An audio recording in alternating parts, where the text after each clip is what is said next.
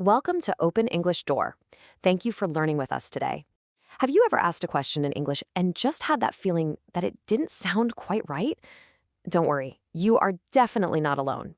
Today we're going to break down one super simple rule that will help you ask questions correctly every single time. Let's jump right in. Okay, so imagine this. You're in a brand new city, it's awesome, but you have no idea where anything is, and you are really craving a nice warm cup of coffee. You spot someone who looks friendly, and you decide to ask for help. So you walk up, and you might ask something like, "Where I can buy coffee?" Now, here's the thing. Most people are absolutely going to understand what you mean. They'll probably smile and point you towards the nearest coffee shop. But to a native English speaker, that question just sounds a little off. And that is totally okay. I promise you, this is one of the most common mistakes for people learning English. But the good news? It is so easy to fix. Let me show you a simple formula that's going to help you build perfect questions from now on. Here we go.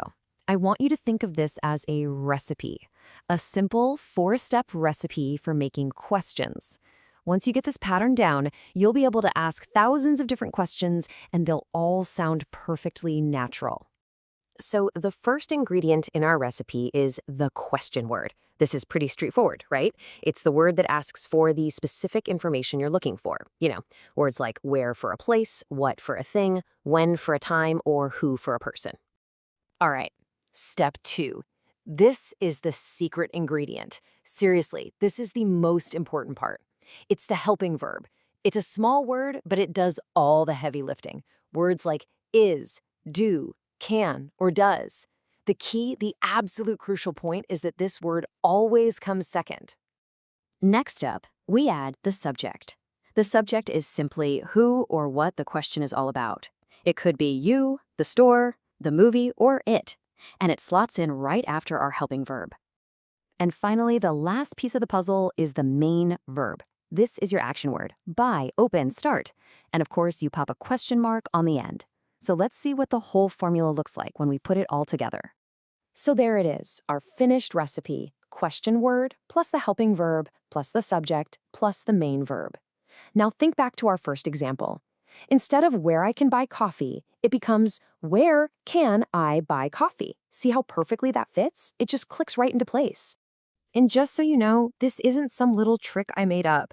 This simple formula is the real deal. It's the basic rule for forming questions that you'll find in any trusted English grammar guide. It's a solid foundation that's always going to work for you. Okay, enough of me talking. Now it's your turn to try it out. We're going to practice building a couple of questions together using our new formula. You ready for this? Let's do it. Okay, first situation. You're in a restaurant, maybe a big shopping mall, and you need to find the bathroom. This is probably one of the most important questions you can learn. Where is the bathroom? Now, take a second. Think about our formula. How would you put those words in the right order to ask the question? Did you get it? I bet you did. The correct question is, where is the bathroom? Let's just double check. We have the question word, where, the helping verb, is, and the subject, the bathroom. Perfect. Great job. Excellent. Let's try one more just to make sure it sticks.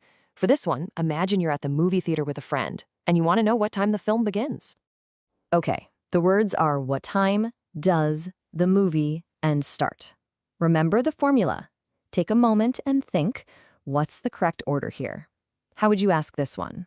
And the correct answer is, what time does the movie start? Let's check our work. What time is our question word phrase. Does is our super important helping verb.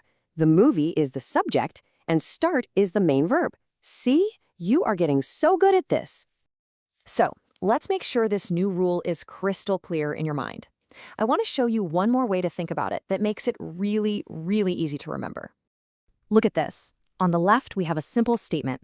The train arrives. See how the subject, the train, comes before the verb?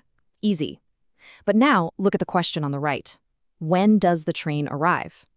Do you see that little switch? The helping verb, does, jumped in before the subject, the train. That little flip is the whole secret. So if you remember just one single thing from our time together today, please let it be this. This is the golden rule. In English questions, the helping verb comes before the subject. That's it. That's the whole magic trick. Now, you might be thinking, okay, I get it, but why is this one little rule so important? How does it actually help me in real life? Well, let's take a look. Knowing this formula is like having a superpower. It makes you feel so much more confident in all these everyday situations. You can use it when you're asking for directions, when you're shopping, ordering food, or even just making small talk with new people. It helps you get the information you need clearly and correctly every time. So, I'm going to leave you with a little challenge. What is one question you want to ask in English this week? Think about it, build it using our formula, and then go out and ask it. Practice is really the best way to make it feel natural. If you found this helpful, please subscribe for more lessons to help you on your English journey. Thanks for watching.